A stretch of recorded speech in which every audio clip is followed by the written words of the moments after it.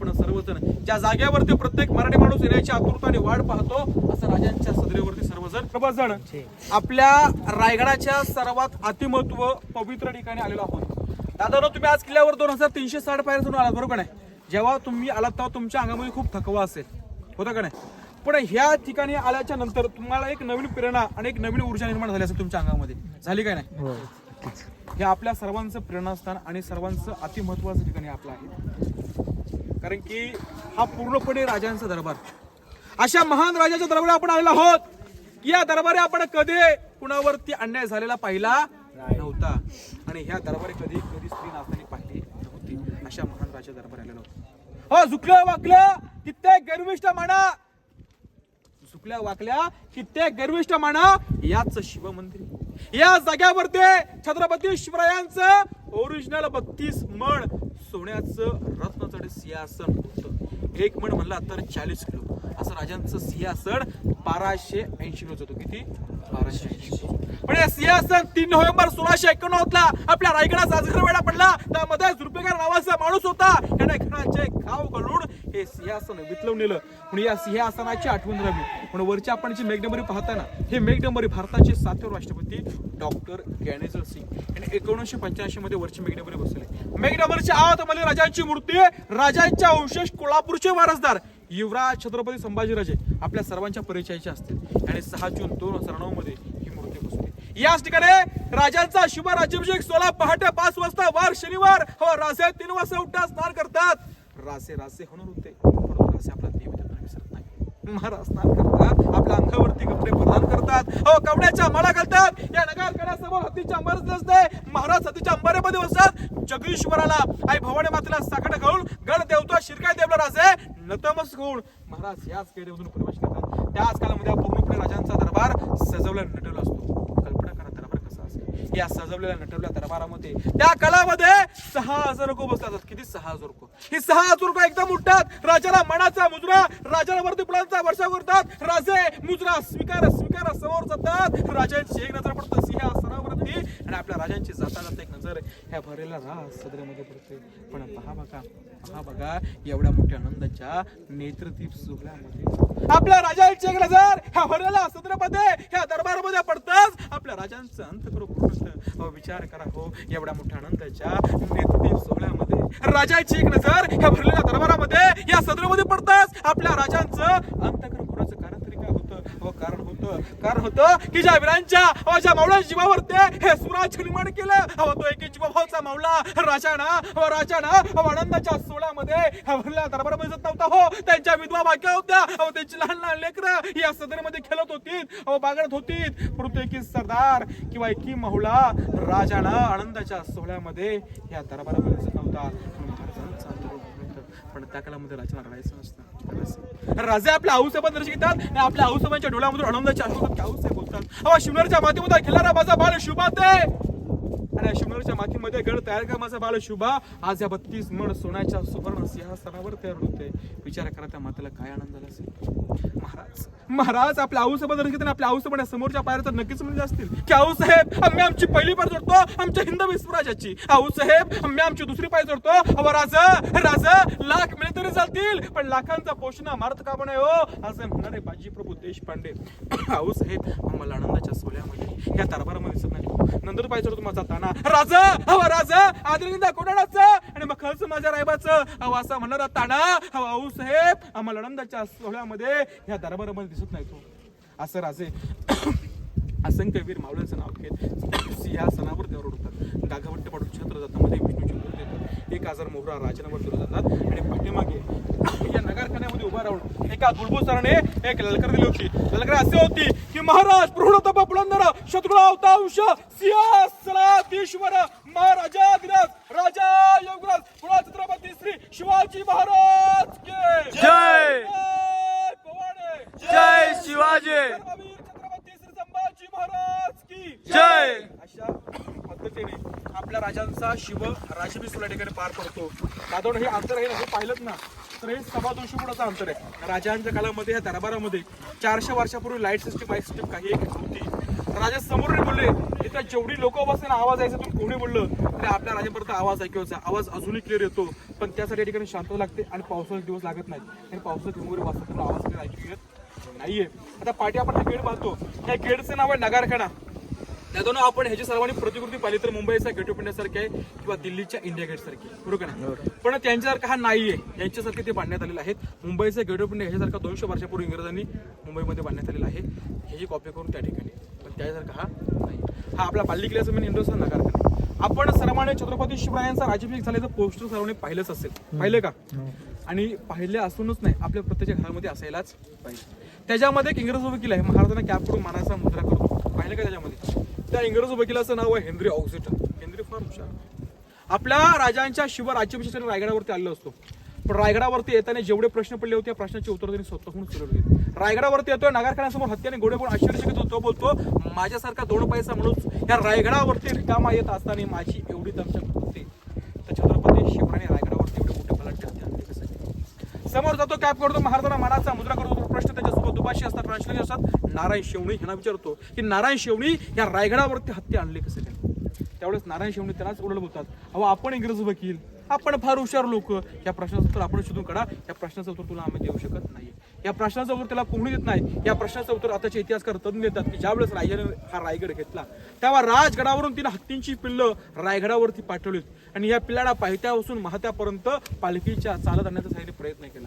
कारण की मोठा हत्ती किल्ल्यावरती एम्बरन्स लावणं शक्य नव्हतं, पण छोट्याचं मोठं रायगडावरती करणं शक्य होतं. हे आपल्या महाराजांची दृष्टी आणि ही शिकवण आपल्या राजाने आपल्या सर्वांना 400 वर्षापूर्वी दिली की एखादी गोष्ट लहानापासून मोठी करू शकतो, पण मोठ्यापासून कधीही लहान करू शकत नाहीये. ही शिकवण आपल्या राजाने आपल्या सर्वांना 400 वर्षापूर्वी देण्यात आलेली.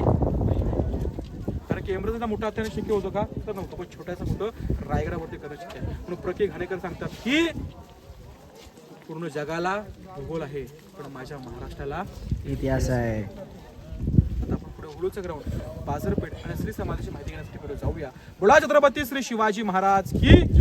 याला इतिहासामध्ये होळीचं मैदान, होळी ग्राउंड बोलण्यात आलेलं आहे. आपण आपल्या गावामध्ये मार्च महिन्यामध्ये शिमग्यामध्ये मानाची होळी पेटवतो ना, अशा रायगडावरती ह्या जागेवरती मानाची होळी पेटवली. आपण होळीमध्ये नारळ अर्पण करतो का नाही असं, पण तो आपला नारळ आपण बांबुडी काढतो किंवा होळी विजल्यानंतर काढतो. परंतु आपल्या राजांच्या काळामध्ये अशी एक सिस्टीम होती, पेटक्या होळीमध्ये कोणताही हात घालून नारे काढेल त्याला छत्रपती शिवराय 1.25 किलो सोन्याचा कडा, मानाचा फेटा आणि मानाचा घोडा अर्पण करायचे.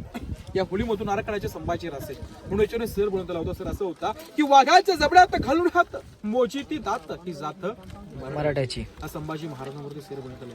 आता ही आपल्या महाराजांची मूर्ती पाहिलीत ना, ही मूर्ती जगप्रसिद्ध मूर्ती. तुला पोस्टरवरती बा पुढे पहा, ही मूर्ती मला जास्त प्रमाणात पाहायला एवढे हे श्रीपरत गणेश पाटकर शेफासर होते.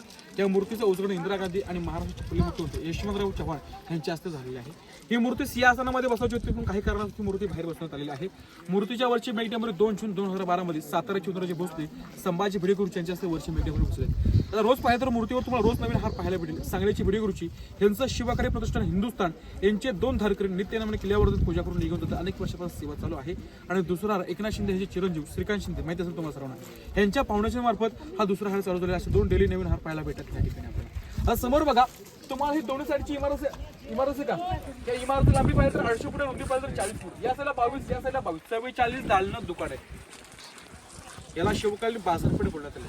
आपण आजकालच्या बाजारपेठ पाहिल्यात तर सर्वजण पाही बाजार करू शकतो, पण या बाजारपेठला पाही बाजार करू शकत नाहीये. कारण बाजारपेठची हाईट या आपल्या हाईट प्रमाणे, कारण की राजांच्या काळची लोक घोड्यावरती बसून मुशीवर ताव देऊन बाजार करायचे, कारण की ते रुबाबदार होते आणि ज्यांना शक्य नव्हतं त्यांच्यासाठी पायऱ्या पण आपल्या साईडला बनवण्यात आलेल्या.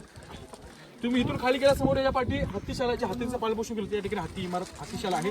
आणि खाली थोडं पायऱ्या उतरून गेलात तर हत्तीला तुम्हाला येताना पाहायला भेटेल, त्या हत्तीला पाणी पिण्यासाठी तलाव आहे.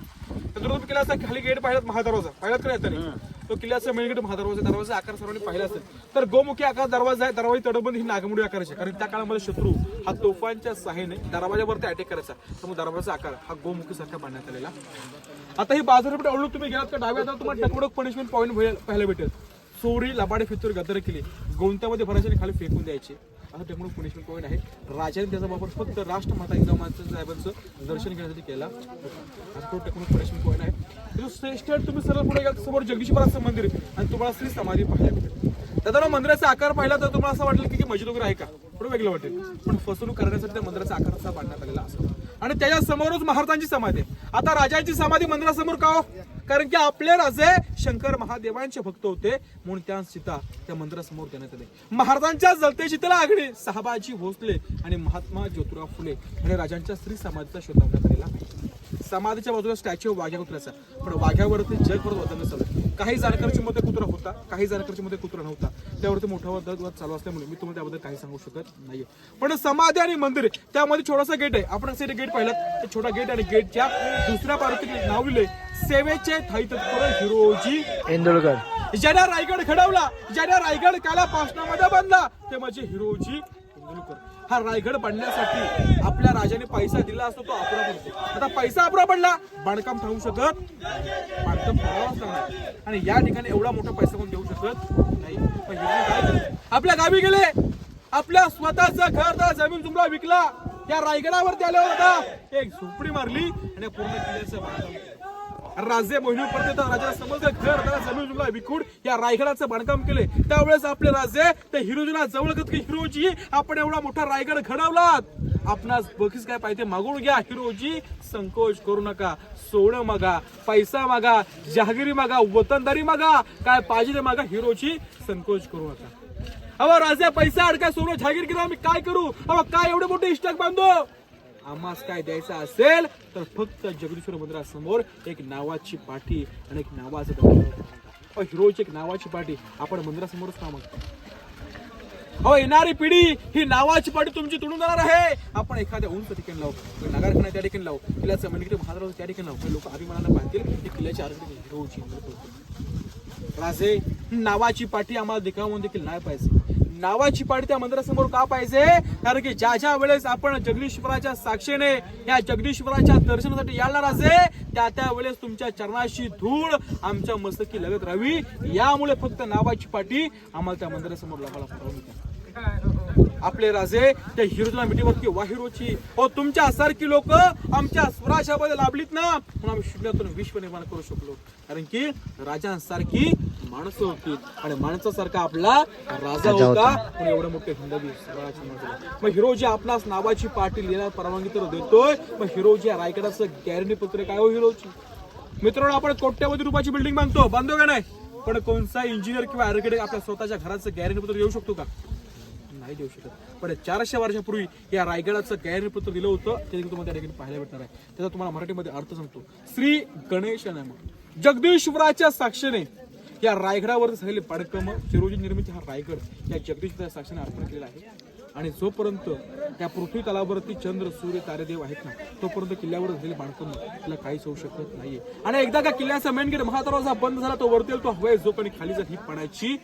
हा एवढं मोठं गॅरंटी पत्र त्या रायगडात दिलं होतं ते तुम्हाला त्या ठिकाणी पाहायला भेटणार.